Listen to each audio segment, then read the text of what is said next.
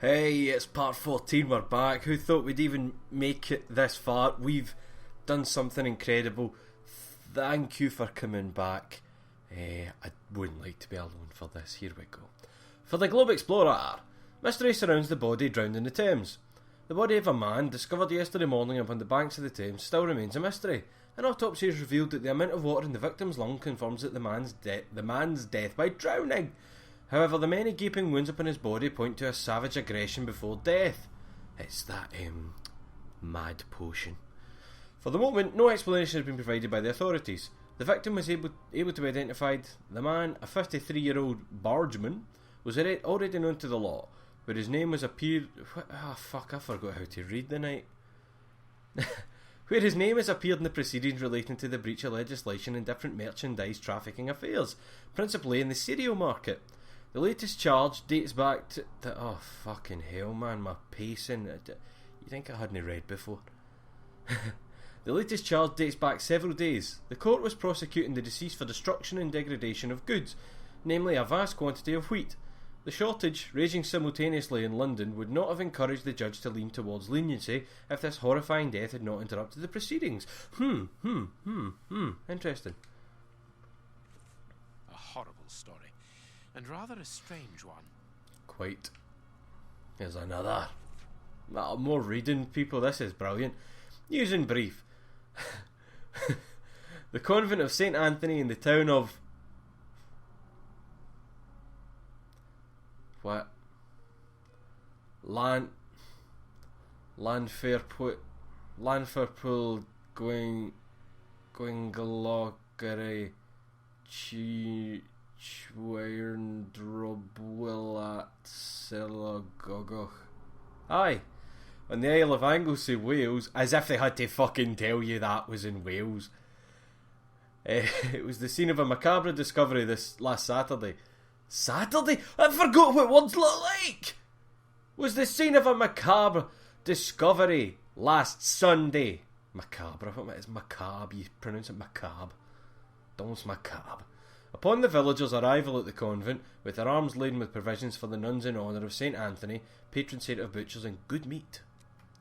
It would seem that it already was too late, and the temptation by the aforementioned saint struck brutally within the holy place upon this fateful day. The convent's 16 nuns apparently succumbed to a collective strain of madness, which resulted in their horrifically devouring one another. The lifeless bodies were found in the canteen, and in what appears to have been the last meal. A clear vegetable soup made from that madness poison from earlier, you remember. A member of the Episcopate, who wished to remain anonymous, informed us that sometimes such atrocities do strike such places where women dwell together, as women, due to the complexity of their natures, are less able to cope with the imposed asceticism that precedes St. Anthony's Day. Women are known to be highly unable to cope with stressful situations.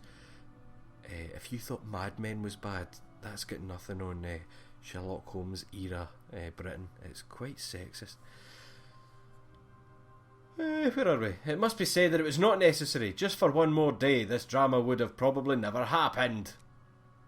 The relic of a sausage offered to St. Anthony by an angel, found in 987 during the Third Crusade and brought back from Constantinople, remained untouched, a sign that the nuns, even in their madness, were able to remain respectful towards the Lord.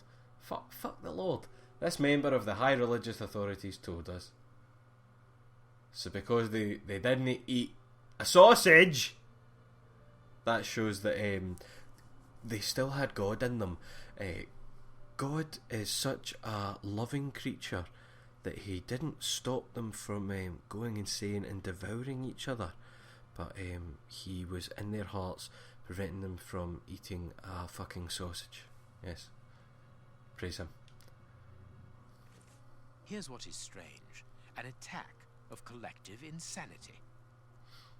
Well, it's no strange, Holmes. You know about the there's a madness poison you remember from earlier.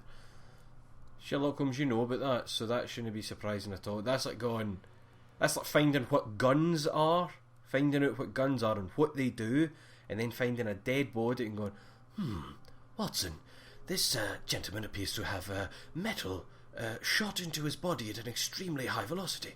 What could have done this? Fucking idiot, man. Right, what else? Check the desk. Our man left his sandwich unfinished. Scoff it. Scoff it. Full of mad poison.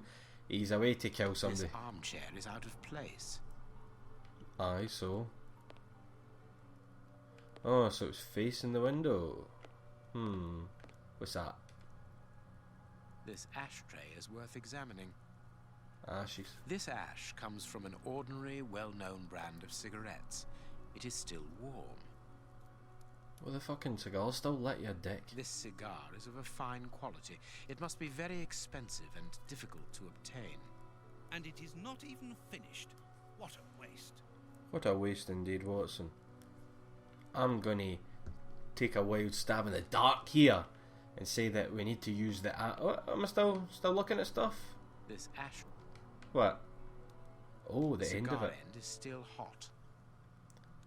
Farley was not alone when we arrived at his secretary's office. Some coming out the window. The owner of the cigar. Yes, the report... Out the window. smokes Out the ordinary window. Out the cigarettes. window. Can you smell the subtle scent of gingerbread? That is the characteristic odor of a Habano Clarissimo. Our mysterious visitor is a rich man, Watson. This category of Havanas is exorbitant, and I cannot imagine a cigar lover crushing out such a marvelous smoke before finishing it. Since we saw no one leaving the building, that must point to a secret exit somewhere. How are we going to find it? By retracing Farley's steps from the moment before we arrived. Look, this room is teeming with clues. Oh, aye, Holmes, they're oil the fucking joint. Oh, what? What? Recreate Farley's sequence of action just before the arrival of Sherlock Holmes. So I'd imagine that... What was that? Right, the book. He didn't want to give it to his visitor. Journalist wanted to draw attention to his book. The book is not in the book because journalist needed some information of the book. Just accidentally dropped the book because journalist was hiding a cannibalism photo in this book. I'd say accidentally dropped it for the bookcase.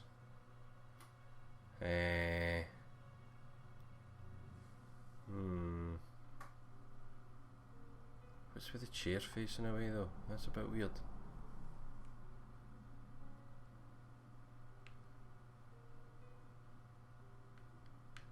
Hold on, that can't be the only things. I've got to have missed something.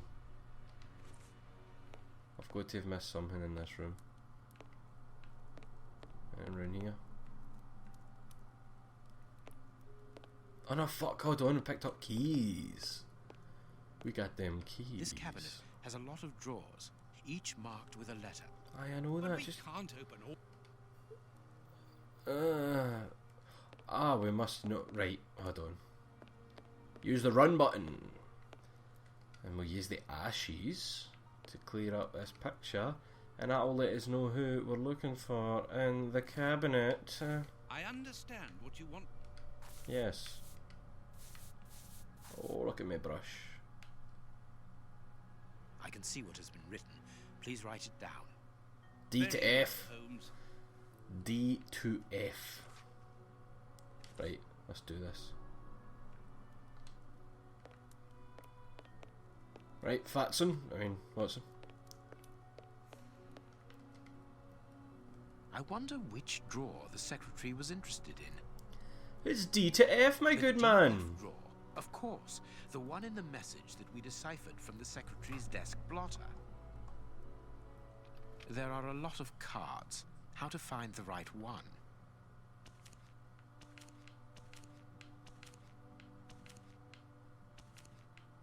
No, it is...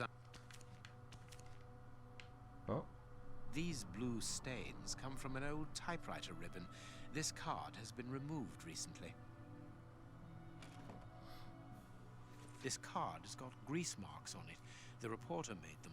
Apparently he's making inquiries about Prince Woodville, too. mere fucking reading. Prince Woodville, close related to the royal family, recently permitted to legally use the title of Prince after an investigation by a committee of experts and representatives of the royal line. highly regarded among the common people, involved in charitable and philanthropic actions, distribution of soup to the needy in the Whitechapel area, financing a campaign for medical treatment and distribution of blankets. He describes himself as popular, but his critics prefer the term populist.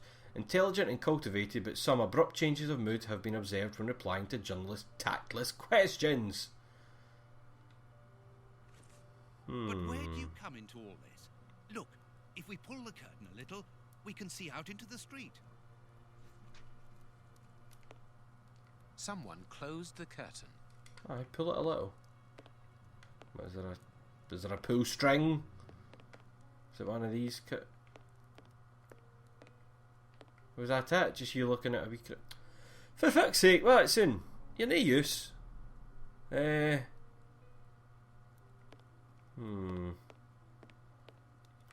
Oh! The key is still in the lock.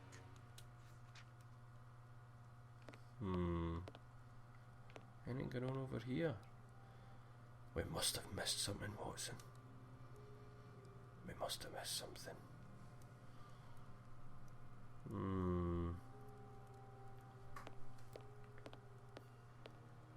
Fuck it, let's deduce. Shall we? No, what did I get into? No, journalist. Oh, special deduction. Right, so this journalist looked at the window, saw journalist students by the window, journalist look at the managers. Well, right, so that's what the, you know, if you look at the curtain a wee bit, so he's looked out, saw me.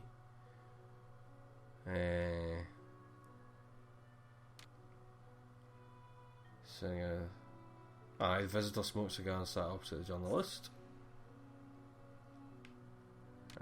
What's this one? Armchair's in the wrong place. Journalist sat in the armchair, journalist pushed it when he ran, the journalist visitor sat in the armchair, journalist moved the armchair to get something from underneath it. Journalist pushed the armchair.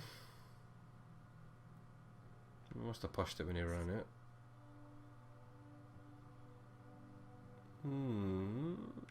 Right, the wee crump. This is really hard to select these. Go. Paper isn't entirely burnt. He wanted to get rid of it.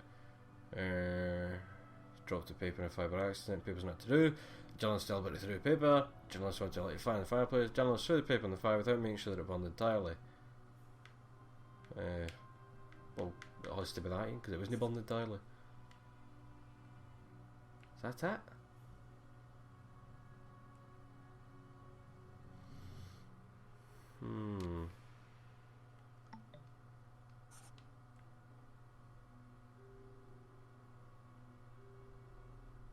Oh, the door! I forgot the door. Key's still in the lock. Secretary put the key in the lock when she was leaving. The journalist didn't close the door. The journalist closed the door and left the key in the lock. The journalist wanted to make sure the door was closed. The journalist forgot to lock the door. Well, it's not as if you have to deduce. He closed the door and left it in the lock. That's what happened. Farley consulted a card while he ate, which was given to him by his secretary just before she changed the ribbon on her typewriter. The reporter's greasy fingerprints are all over the card. When he went to file it away, he glanced automatically out of the window and saw us in the street. He closed the filing cabinet and rushed to lock his office door. In his haste, he pushed his chair aside, but didn't think to return it to its place. Precisely. He then hurried to tell his visitor of our arrival and showed him the way out. He then threw a piece of paper into the fireplace. But we still don't know how the cigar-smoking visitor departed. The answer lies in the direction the reporter took, Watson. At a certain moment, he would have been in a place where he had no logical reason to be. Look at our deduction board, and then let us go to the place where the reporter should not be.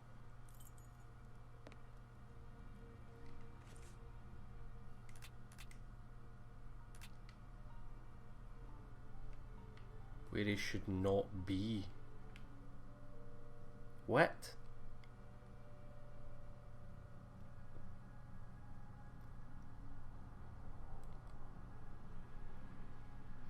What the fuck do they mean a place where he shouldn't be?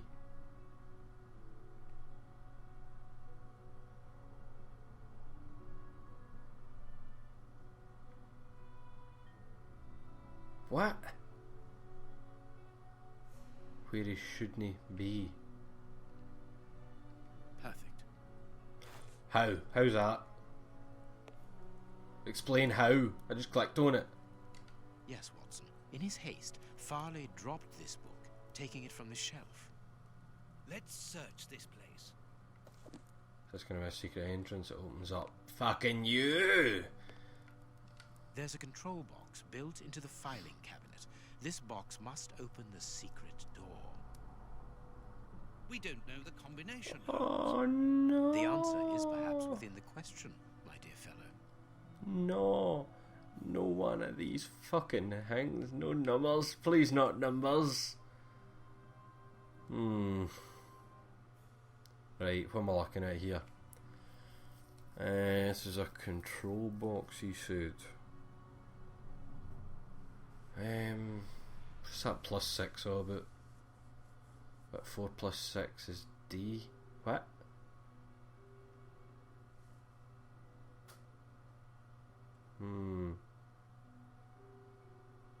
No, wait.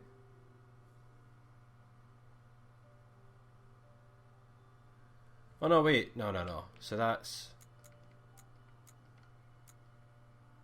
16. A, B, C, D, E, F, G, H, I, J, K, L, M, N, O. That has to be P then.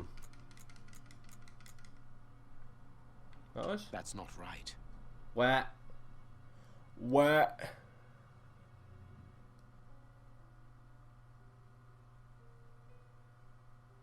Oh fuck, what's that data? Here we go. There we are. It is simplicity itself. Let us go and look at this secret exit, Watson. I love this. I love all the secret. I think I'm actually starting to enjoy this game. I mean, you've got to forgive it a wee bit, but it's good fun. I'm having a good laugh. You'll know, I am. What did I pick Chance up? has smiled upon us, Watson. This hat was almost certainly abandoned by our mysterious visitor. Imagine the scene. In his hurry, the cigar man drops his top hat. The door closes. The hat is caught beneath it. Fearing above all that he should be discovered, he does not attempt to retrieve it, instead preferring to flee. Who would take such action to avoid meeting us? I cannot tell as yet, but it is certain that he carries the advantage of knowing us. We must discover his identity in order to redress the balance, and this hat will help us. Let us return to Baker Street. That's it? You don't get to go in here and have a wee... You know what, investigate? No? Okay. Let's run back to Baker Street, Watson. To Baker Street! Oh, imagine it was Holmes. Like, it was Holmes' top hat. And they examined it and he went, "This does a big sense, it's mine." And he went, "Holmes, what's your testament?" That's why it's called the testament. It's Holmes' hat. Sure of that. And he fucking did everything. He did all the crimes. Everything. As you wish. Take your time. I will examine this hat at my work table. Alright. I will examine... Yes, I just realised I need to choose it up here. This hat is of an exceptional quality. The man who owned it is wealthy. Right, let's have a look on the outside. Right, have a look. Heat marks and a strong smell of tobacco. A cigar smoker, which confirms that this hat belongs to the reporter's visitor. Someone has changed the ribbon for another, more modern one, which shows a certain taste for current fashions. Not a mistress, but someone who pays attention to details. This man is married. Maybe look under here. Right, label. This hat was made to measure by a well-known hatter located near the Old Bailey. What's that? His hair is greying, and judging by the odour, he puts camphor on it. He is probably in his early 50s. Oh. No, what we got there? Slight scratch marks. From what?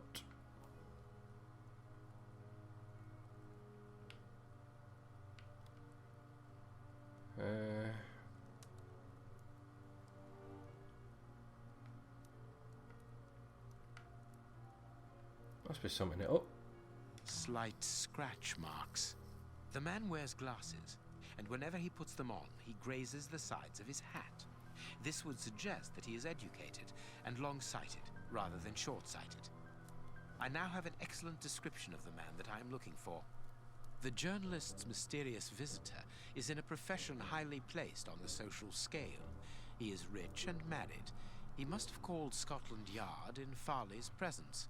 He frequents the law courts, from which he makes his purchases.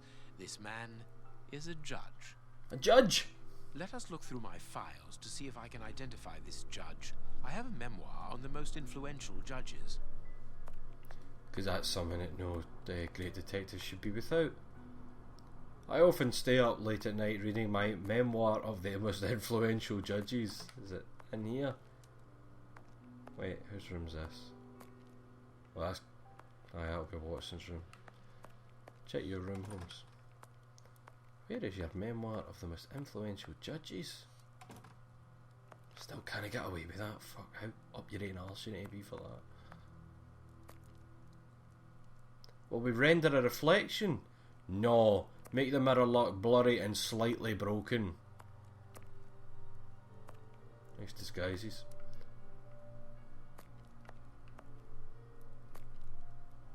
Nah, it must be out there on the bookshelf. Haha! I found my file. I must play. I know. It gets really fucking tedious when, like, I know what I'm playing, but it's when nobody talks to themselves like that. Nobody goes like that. I have found my phone. I must now use it to tweet a picture of my cock. Like, nobody talks to themselves like that. It all happens in your head. I have found. It's instantaneous. It's like nobody fucking goes, I am now going to think about this. I thought it's instant. It's fucking conceptual. It doesn't really exist, but it exists instantaneous. Fuck him. What am I talking about? Which of these judges visited the journalist? Is it the one with the fucking top hat on, maybe? Is it him? He looks like he could be in his 50s. He looks like he's got grey hair. He wears a hat. Does he have a cigar in his hand? Yes. He wears glasses. Married? Yes. Grey hair? Yes. It's Sir Coots Beckett. Aye. Fuck, I need to fucking rule them out. Do you wear glasses? He does. Does he smoke a cigar? He does. Is he married? Yes. But it's not him. Other cunt. Do you wear a hat?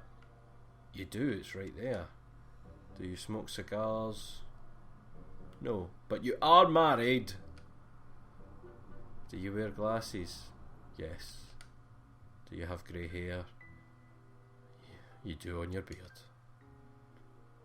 Right. Big Coots Beckett. It is Big him, Coots Beckett. Judge Beckett. Put him in a jail. The top hat secrets, Holmes. Watson, this hat belongs to Sir Coots Beckett, a judge of the court at the Palace of Justice in London. A judge? Wait, did you say Sir Beckett? That name rings a bell. Yes, that's it. What an extraordinary coincidence. Holmes, I was reading something about him in the Globe Explorer only this morning. Decidedly, this Beckett seems to have solid ties with the gutter press. I bought it from a rascal who ran off without giving me my change. I'm sure that I've seen him before, and... Spare me the details, Watson. Show me the article. A generous lady, Lady Cathy Coots Beckett, wife of the Honourable Judge Coots Beckett, is an exceptional woman who freely gives her time and her money towards the education of deprived children.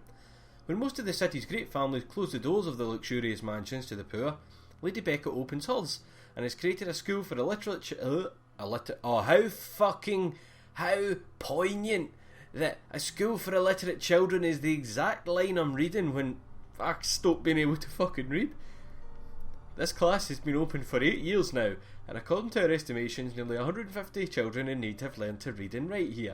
150 children who, thanks to the women's generosity, have been able to avoid the plight of the beggar and have found worthy jobs. But this is not all. As well as enabling their access to culture and education, Lady Becca also takes the children on vacation, along with her servants, whose help is needed to assist with the entire class of students. This year, she's taking them to Portsmouth. For most, it will be the first time that they have seen the sea. Exceptionally, Judge Beckett will not be going along for the trip. The eminent magistrate is retained in London by important current files. We wish an excellent holiday to the devoted lady and her pupils, and we thank her for her generous undertaking. Oh, that's nice. Isn't that nice? That's awful nice. That's nice. So, Lady Beckett is on holiday in Portsmouth. That means her husband is at home alone. Good. We shall pay a courtesy call, Watson. With a little luck, we shall leave with a few habanos clarissimo. That you should interest a judge of the High Court isn't surprising. You have solved so many criminal affairs that there are 1,000 reasons why a magistrate should be interested in you. But why should this one feel the need to act in shadows? It's true that it's surprising. Perhaps he simply wishes to avoid being seen in the company of this Farley fellow. Mr. Kirby, our local postman, owes me a favour. He'll give me Beckett's address. At this hour, he should still be at the post office. I'll go there, Holmes. Good, Watson, but be quick about it. While you're gone, I'll make preparations for our visit. So you're going to have a wank while Watson's it? Oh, So, chugging away. Miss Beckett, I've got the address. We can go round after a nice cup of tea. Don't Fuck get the too tea, comfortable, Watson. We're leaving immediately. Immediately. Just checking the table for... Yeah. Right, Watson, I think we'll call this the end of this part, because knowing my luck, I'll walk right out that fucking door and there'll be a very long cut scene that makes the video longer than 30 minutes, and it's already ridiculous at 27ish. Tune me next time when we go and talk shite to a judge. Goodbye.